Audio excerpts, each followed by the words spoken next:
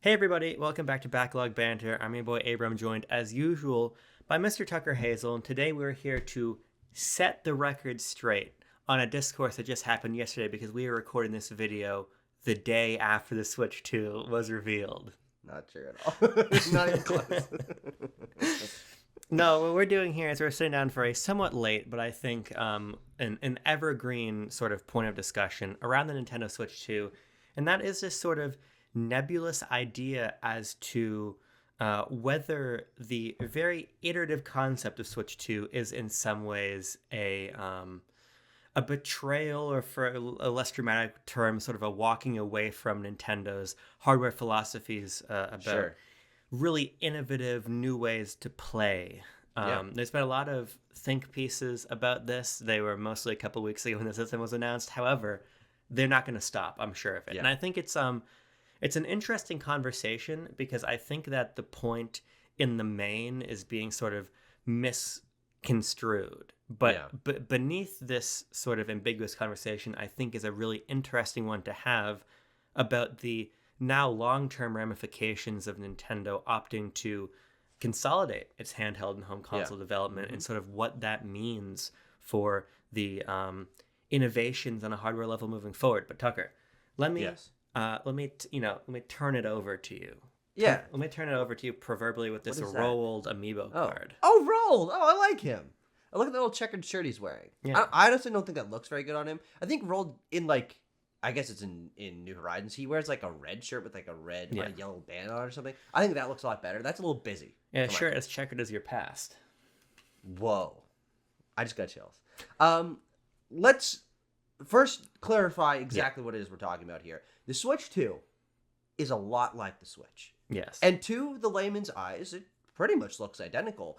And a lot of people, especially as the Switch 2 was announced, were saying that they were finding it a little bit underwhelming for a couple of reasons. We won't necessarily get into all of these here, but one of them being, the leaks kind of made it like, okay, we already kind of knew all this, so there wasn't really much that we learned on the day of the Switch 2's reveal. But more importantly, that because the Switch 2 on a hardware form factor level is very similar to the Nintendo Switch, that it is a rejection of Nintendo's past in which almost every single console was a total reinvention of what that controller looked like and what the hardware looked like, and the naming convention, of course. We're going to talk about that not necessarily actually being accurate, but that's kind of the sentiment that a lot of people held, is that part of why they loved Nintendo so much was that they were willing to reinvent the wheel every time they moved on to a next generation. And the Switch 2 not doing that, some people are finding a little bit underwhelming. Now, I do have to say, I pushed back a little bit of something you said in the beginning, which I don't think you expected me to do. But I don't think this video is evergreen. And I don't think these videos and think pieces and topics will continue forward. Because I think once people have the system, they won't give a shit. I think this is a just after announcement, no real games announced, no information, deeper information about hardware power or gimmicks or ability of the system have been revealed. We're basically totally in the dark right now. I think that lack of information and the amount of time that people will now have to speculate on basically limited information is what's contributing to this. But it's also, we have not had the Switch 2. We have not experienced how different or similar it is to the Nintendo Switch, which is at this point an 8-year-old console. And by the Switch 2 comes out, obviously, be even older. So I don't think this is going to be evergreen, but I do still think it's interesting to talk about, especially from you and I's perspective. We don't agree with that. Sure. And we want to talk about this also in the context of Nintendo's whole lineage and how this isn't necessarily, we think, a particularly fair criticism against the Switch 2, placed into the context of Nintendo's whole history with consoles, console revisions, handheld revisions, handheld sequels, all of that. Well, let me push back on your pushback. Great. This is like a sumo match. It is. We're just trying to see who can get out of this circle first. Tucker, you sat me down a couple weeks ago and talked about the problem with Switch 3. Yeah. And I bring that into conversation only because the evergreen nature of this to me is not just locked to Switch at 2 in particular. I think what's interesting about this conversation is that, in my view, it is it's a sign of a fundamental difference in Nintendo's business that we're going to have to reckon with moving forward. Sure. But I think before we do that, Reckon with. I That's so dramatic for what is the least important topic of all time. I wanna sort of set the table a bit more for one of these Lay out the pieces buffet. that the I thought was banquet. really interesting. I think it's from Eurogamer. Let me check. Switch Okay. 2 is boring. Ah, okay, yeah. There definitely were some headlines like that going around. Eurogamer. If Switch 2 is the end of innovative Nintendo, yes, this piece here is written by someone named Excellent. Robert Purchase. Okay. I thought this piece was Not interesting. friend of the show. I don't know who this person is. Potential enemy of the show. We don't Probably not. know. Robert, if you're listening, you might be our enemy. In this piece, which I disagreed with in the main, but thought made an interesting point, was talking about the way that a system like the 3DS was not innovative in the same way that DS was. But 3DS, a far more iterative system, was released, just a year and change prior to the Wii U, which obviously was another fundamental change from its predecessor. Yeah. And the point they're making here, that is sort of what spurred on this permutation of the conversation in my mind, is this notion that we don't have this home console in separate handheld vertical anymore, wherein one can play more with the conventions of gaming than the other. Historically speaking, Nintendo's handhelds obviously have always been very iterative.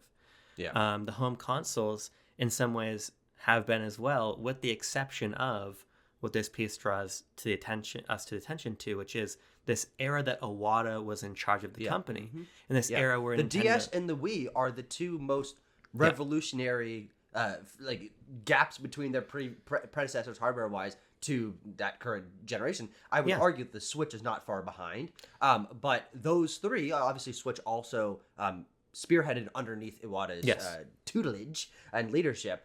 Those three pieces of hardware are the three most innovative on a hardware level pieces of hardware that Nintendo has developed. Yeah, absolutely. And this sort of gets to the two core points, I think, in this discussion for me. Number one is that this sense of innovation that Iwata brought to the company by chasing the blue ocean strategy, i.e. trying to appeal to non-gamers through less conventional pieces of hardware, really existed solely under him. When like Yamauchi was in charge of Nintendo, you know, that's not the way that they were operating. There's through lines across philosophies in terms of, for instance, Gunpei Yokoi's idea of lateral thinking with the technology, taking something cheaper and putting a spin on it. It's what the Game Boy did. It's even what the GBA does. But that's not necessarily a point that so directly applies to innovating fundamentally how we play games. So I think it's important to remember that there's always been this real iterative sense of progression in Nintendo's handhelds, deviated from really just by Iwata, who, as you pointed out, I think really smartly, even though he tragically passed before the Switch released, it was still R&D'd in large, overwhelming majority part while he was still alive, while he was still the president of Nintendo. So what we're looking at now is a system launched without any of his guidance.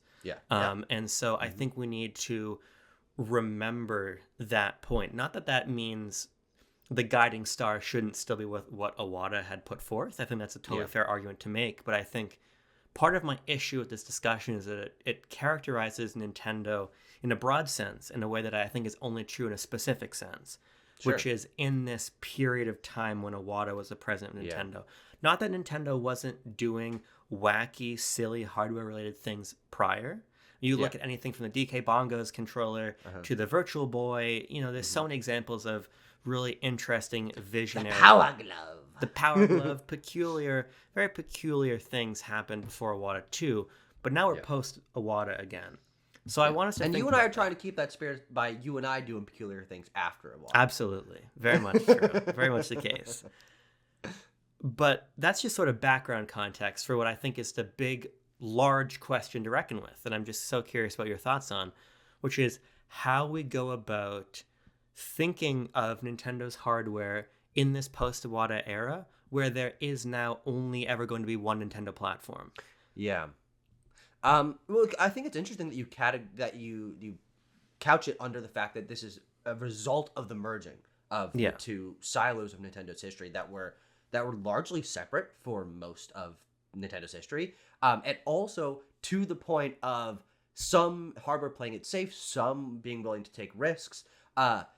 There was, even in the transition to the more crazy consoles, there was still them trying to balance things out a little bit by maintaining traditional hardware so that there wasn't a complete flip flop if something failed. Of course, Virtual Boy, I'm sure they didn't intend it to only be around for like 9 months or Yeah. whatever. They were supporting their other hardware at that time. But I think most importantly, to draw into this conversation, people mention, oh, the DS and the Wii and the Wii U as these moments of revolutionary technology, even the Switch. But in any one of those given time periods, Nintendo's plans around the launch of these systems were also supposed to be backed up by the fact that they had other traditional hardware Yeah. that they were still supporting. The DS was not historically, infamously, supposed to be a third pillar. But with GameCube and GBA being very traditional, straight down the line, handheld and home console systems with nothing really crazy innovation wise on the hardware Yeah. level for either of those.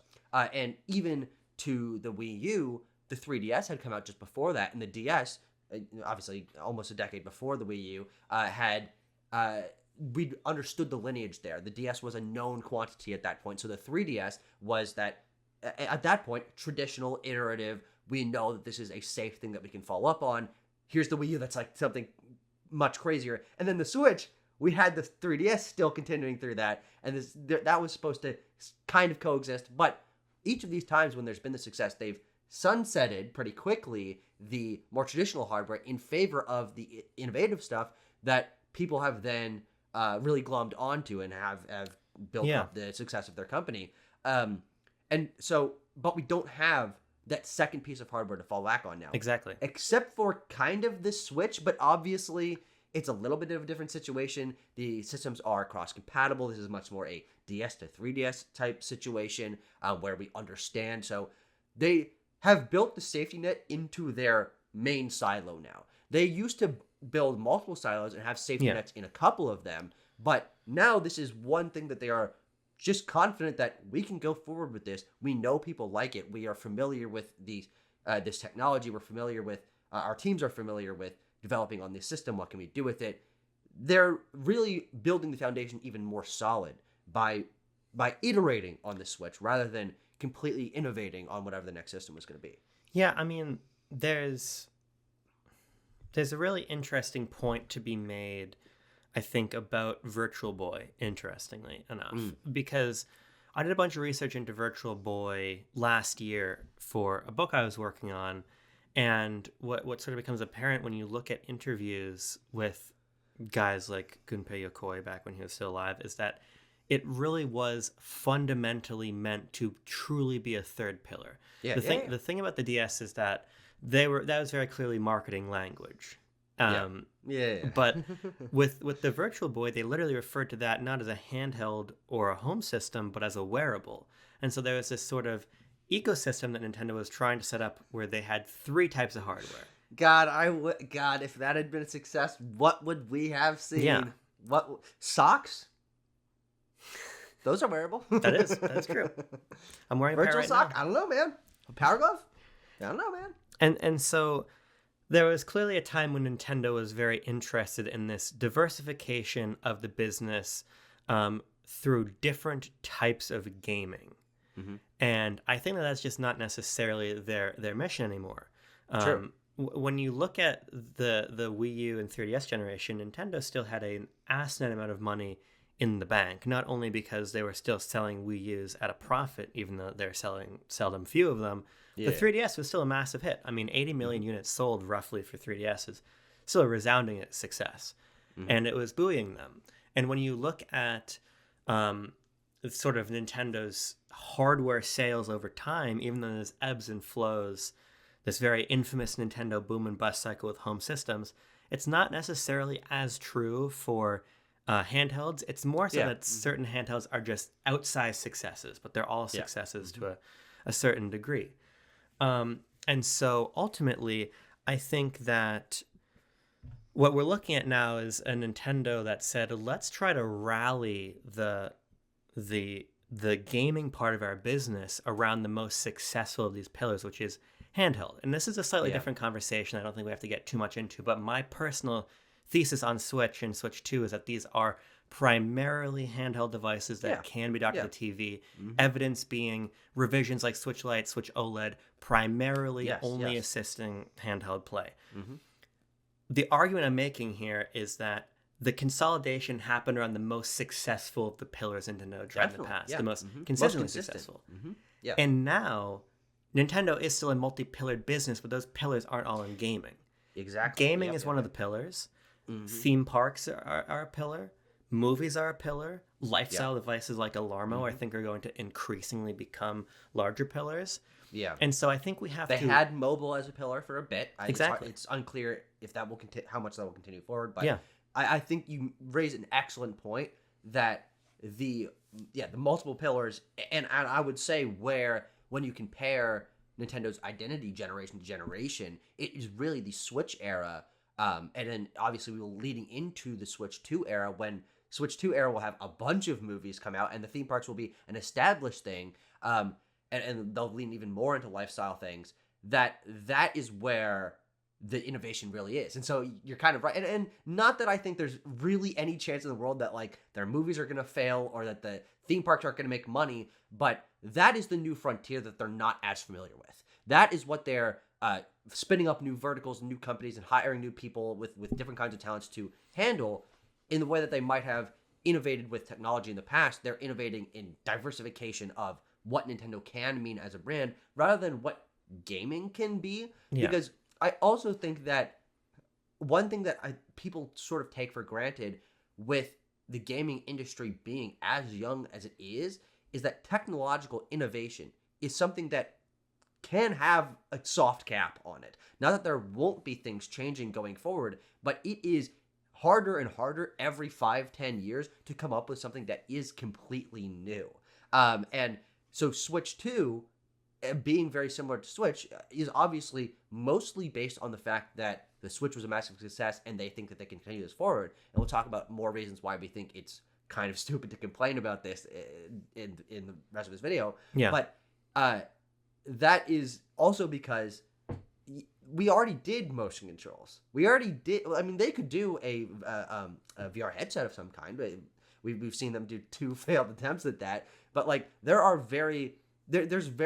less ground for them to cover in terms of completely innovating technology, just because gaming has been around long enough now to where we've explored most of the ways that we can do video games. Yeah. When 15 years ago when the Wii came out, we hadn't done that yet. And that's why there was still space to do dual screen and motion control gaming, because it hadn't been done yet. It's been done now. Where are we gonna go next? I think that's definitely true, and actually, moreover, I think that there's less of an imperative to ask that question. Sure. Yeah. Because absolutely. again, if we think about why the Wii is controlled with the Wii remote, or why the DS has this touchscreen, again, we return to this idea that Iwata was inheriting a Nintendo that was really on the back foot.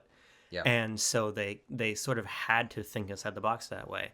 It's not necessarily the same right now. I think you're citing really nicely this sort of general volatility and this sort of general lack of latitude for a ton of new ideas. I think that it's sort of silly to imagine that Nintendo can conjure out of nowhere a brand new way to play. It seems like the idea of this mouse con could be about the extent to what we'll see this generation.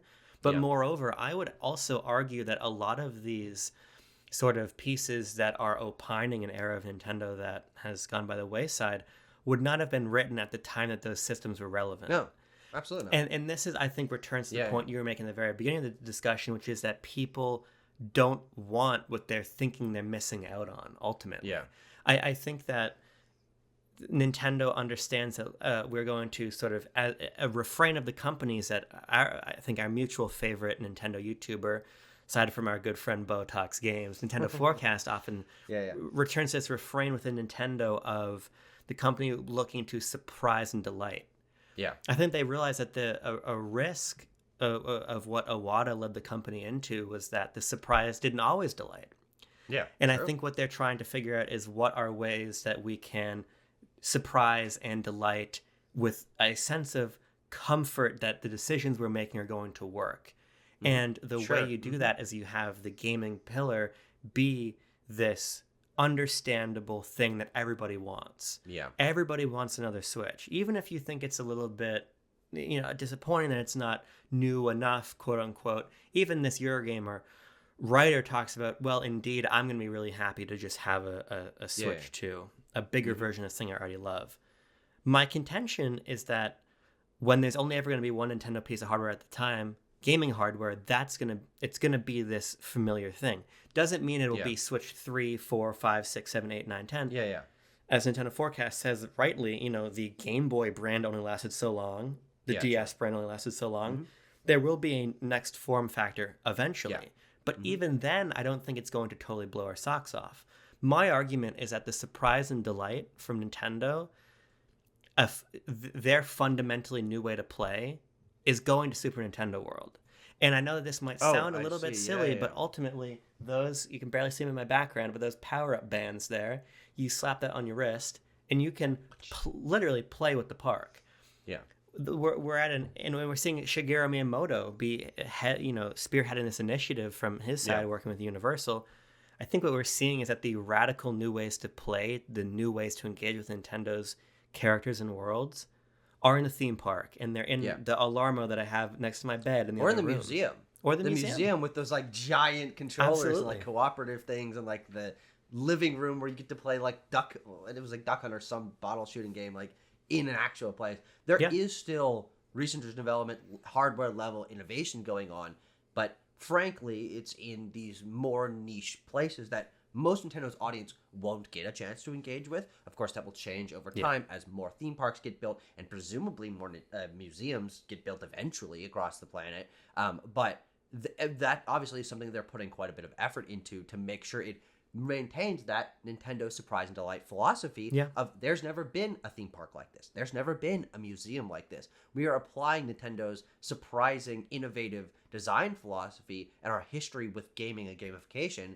to our other pillars. And so I think, and I wouldn't even be that surprised if by the time we're at Mario Movie 2 or Zelda movie or something, there's some way that the movie ties in and you can get a fun ticket that you can then like apply to your Switch, and that unlocks something in the game, or on the eShop that's this little mini game. You could scan something with your phone, and of course they're doing plenty of like AR stuff with Pikmin Bloom, and there's little events like at Nintendo Live that have some gamification in themselves. Like there is still this stuff, but I think people don't really internalize that, and I think rightly so, because it's not something that most people can engage with, but it is still happening elsewhere.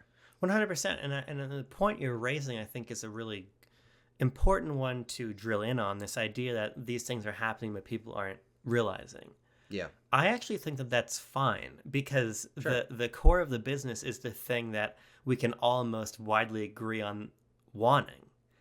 And so that's why I always have a little bit of trouble with this discussion. Even between you and I, we can't agree that we want to go to Super Nintendo World. That's exactly true.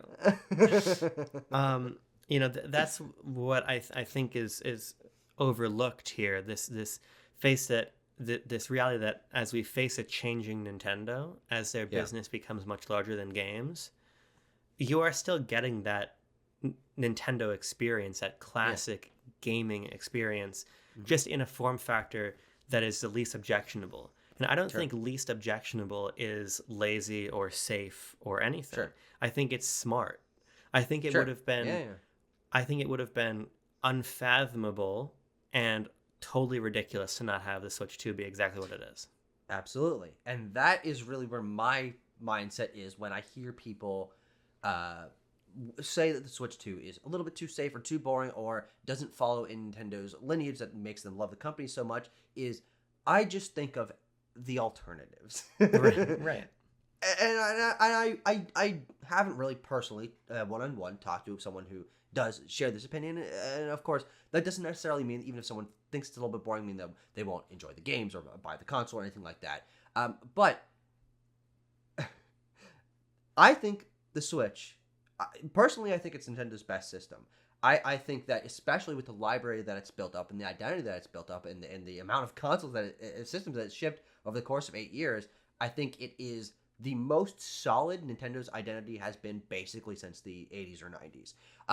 In terms of ubiquity, in terms of general acceptance, because they had this this era of experimentation that, while was certainly very interesting, in part was ephemeral and sort of was left behind. The Wii U wasn't a success. The GameCube wasn't a particularly big success. The Wii was a success, but fell off very quickly in terms of how much people engaged with it because it was based around a gimmick that sort of left people's interest after a period of time.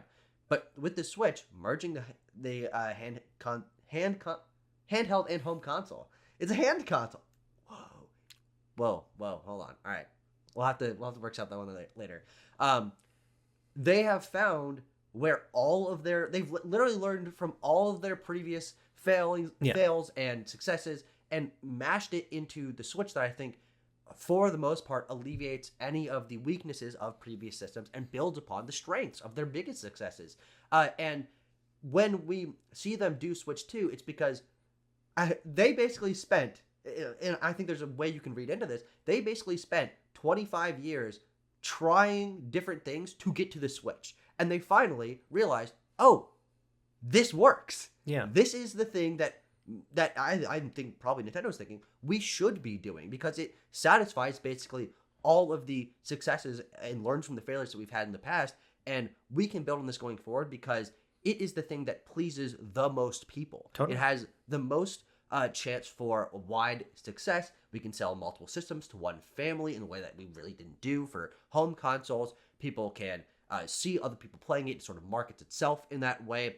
But it's also traditional enough that, and it seems with Switch 2 and the amount of third-party support it probably will be getting, traditional enough to ingratiate us further into the wider gaming market that is more hardcore gaming and we can have other third-party developers and big franchises supporting us, and we can get our tentacles to it in as many places as possible, which simply was not possible with these pieces of hardware that were cool and interesting and innovative, and I personally have a lot of affinity for. But you were seeing, Assassin's Creed fucking China, the 2D adventure game on the DS, or like knockoff fucking Dead Space Extraction on the Wii,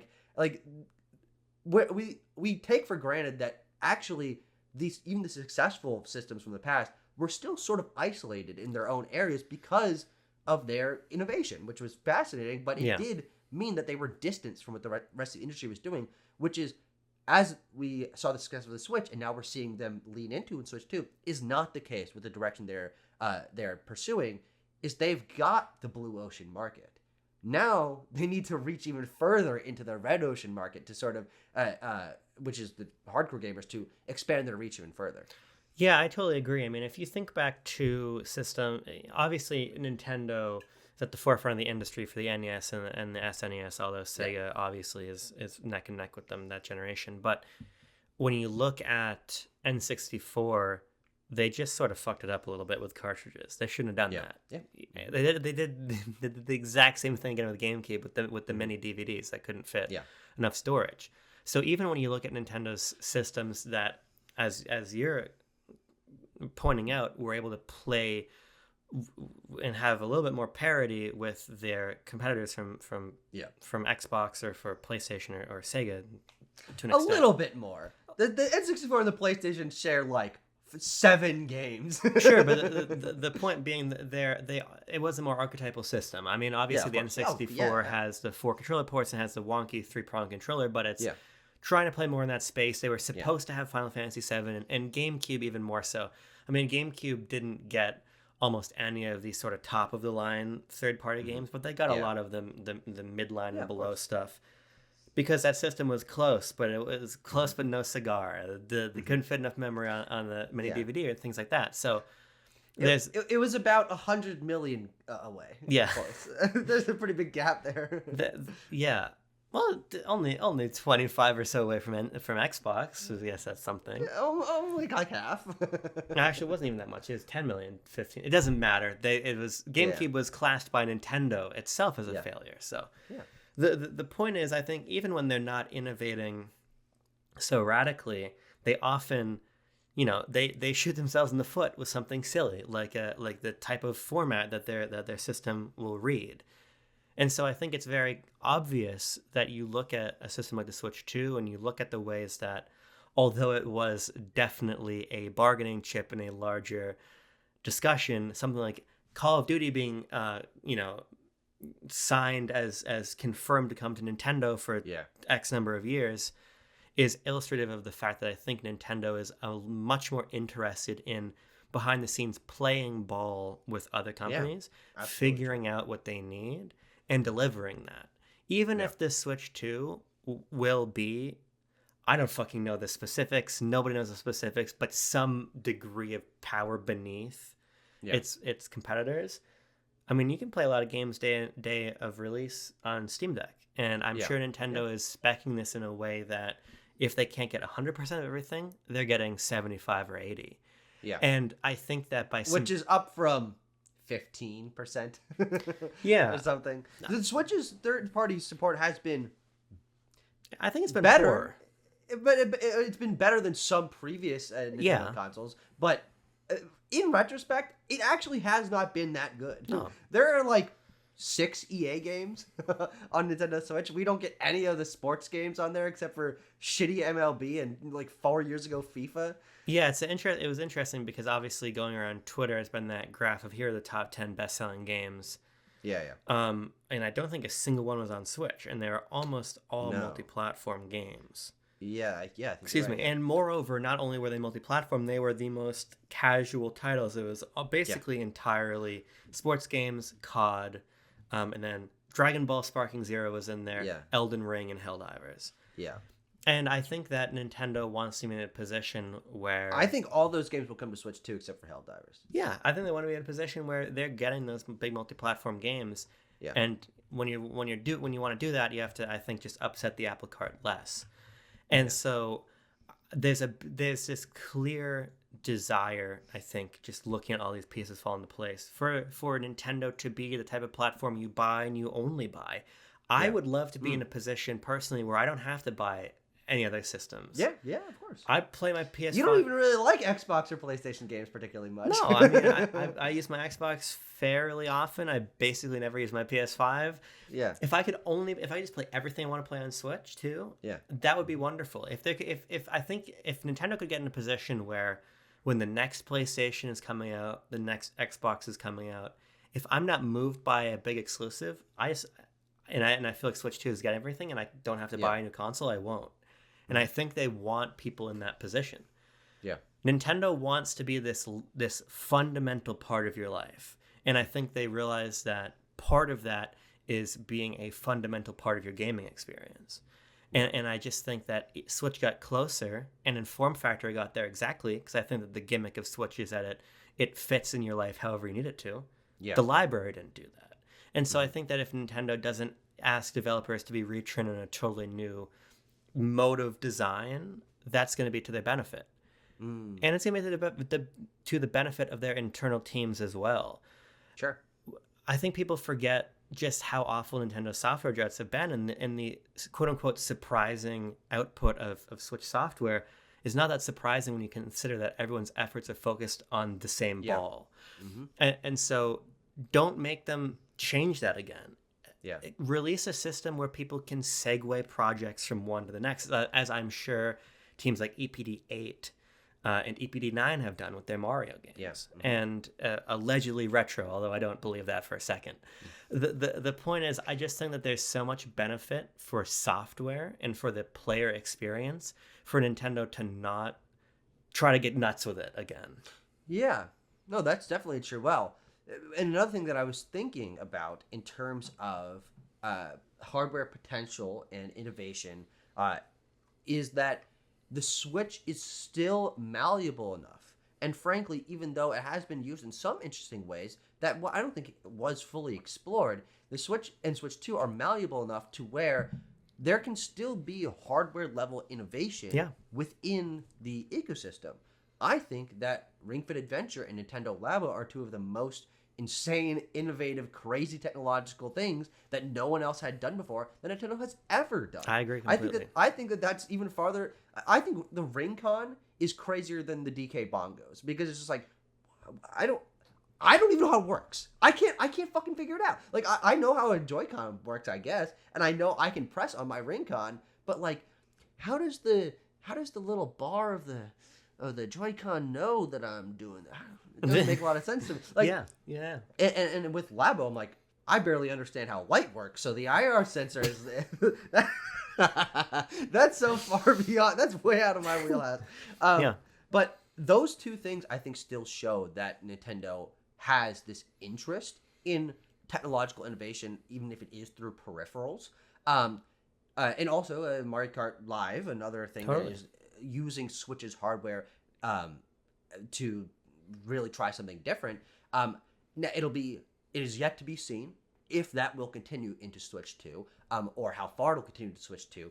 One thing that's interesting is that I believe there's no IR sensor on the Joy-Con for the Switch 2 Joy-Con, so that does limit a little bit of what how crazy gimmicky hardware potential it can do. But I do think that's more than made up for by this presumed MouseCon thing and the unique strap that goes on, and the fact that the controllers that are obviously, you can play them sideways and you can play them split and you can play them on the grip or whatever. What else can we do with the fact that you can turn on its side and then use it? Like, are we gonna be able to swap between those two modes on the fly for some interesting different gameplay ramifications? Can we use one in a traditional way and one as a mouse? What will that do for gameplay control or for something like a Mario Maker type game?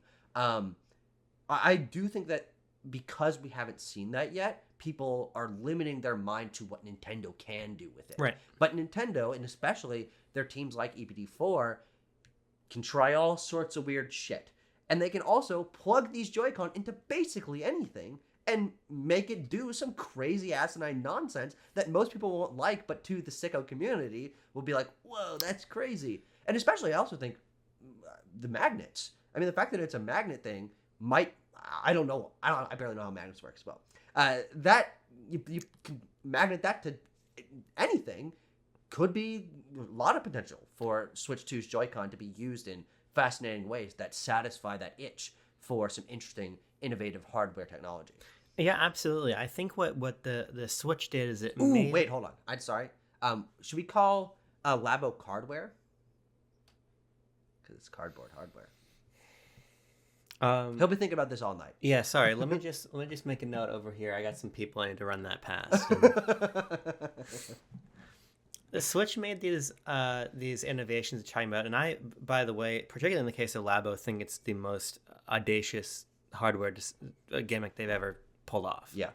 Even though Labo's not that fun, No. Building Labo is really cool, and how it works. The fact that it works, amazing. It's really amazing. The one actually that seems the most fun was probably the big robot thing, but I didn't buy that one. Sure. I bought the variety kit and I bought the VR kit.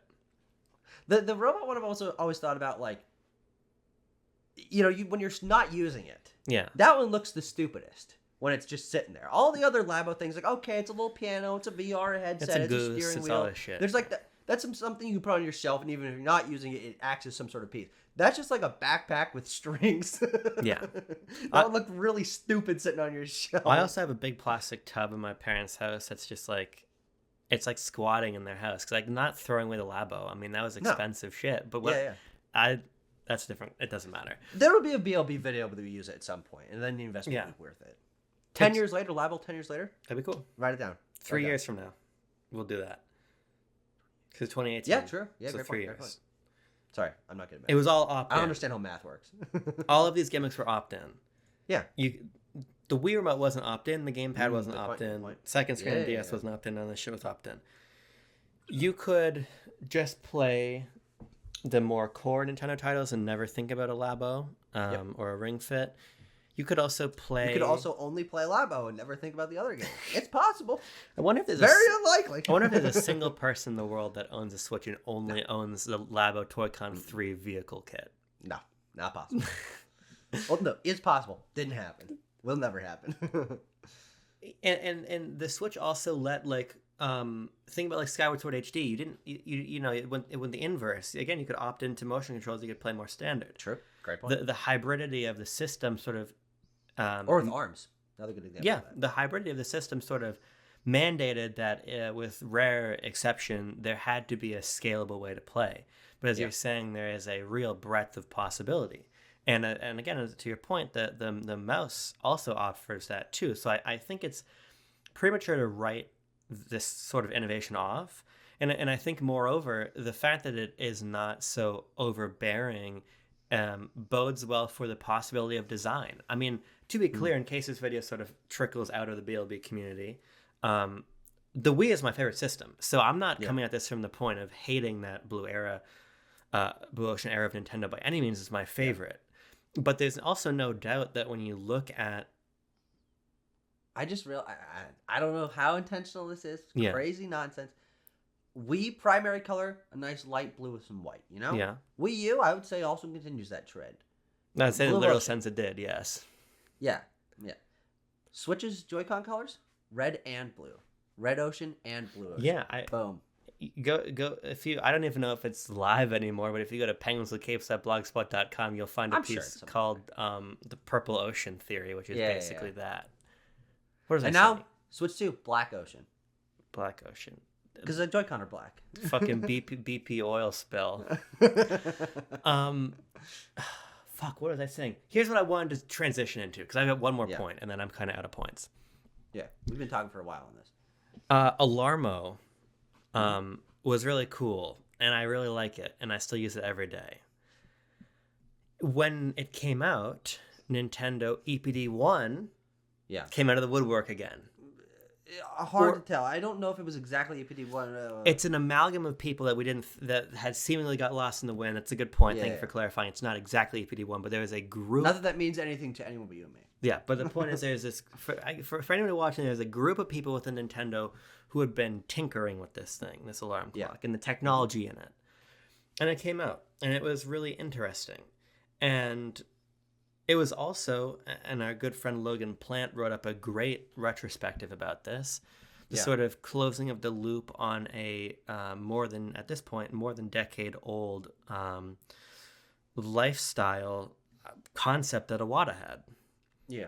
There are still parts of Nintendo that are going to experiment with this joyous hardware stuff. And you have to imagine that there were at least conversations about the body tracking cameras in Alarmo being used literally in the Switch 2 or in a peripheral or something. So I don't think just because Nintendo is moving in this direction that closes off the possibility, in my view, of a more Blue Ocean or more experimental core piece of hardware. Doesn't mean we're not going to get that on the periphery. And in a slightly closer periphery than the museum or the theme park. I truly believe that in the next 18 months, we're going to get another Alarmo style project. Oh, totally. Yeah, I think so. And I think they're just going to continue. And I think we're also going to get some whack-ass fucking EPD4 game. Yeah. The new IP, 1-2 Switch-ass nonsense that is going to retain some of that spirit, that somehow mixes in all of the stuff that the Switch 2 can do. So I guess sort of where I land on it in the end is that what's most important to me is the ability for the system to accommodate any type of game it wants to accommodate. Yeah. You go back. This is what I was going to say. You go back to the Wii, which I love, is my favorite system, but you're stuck into motion control in a lot of games. For the most part, sort of shoehorned. Most people don't even know the classic controller existed. Yeah, and most games didn't use it. Yeah. With Switch, there's such a scalability that I think we can retain experimentation on the software front. Totally. Without making it mandatory that everybody's playing on this field. Again, this notion of opt-in hardware experimentation. So I guess if in closing, I think that when you look at the wider view of how Nintendo has operated over time, this level of iteration is not that surprising. But moreover, I think you can look at the model of Nintendo from the past as a sort of archetype for this different multi-pillared model of Nintendo of the present, with lifestyle, with gaming being one pillar, theme parks, movies, these larger experiences being some other pillar. So I guess I'm just saying everyone should shut the fuck up.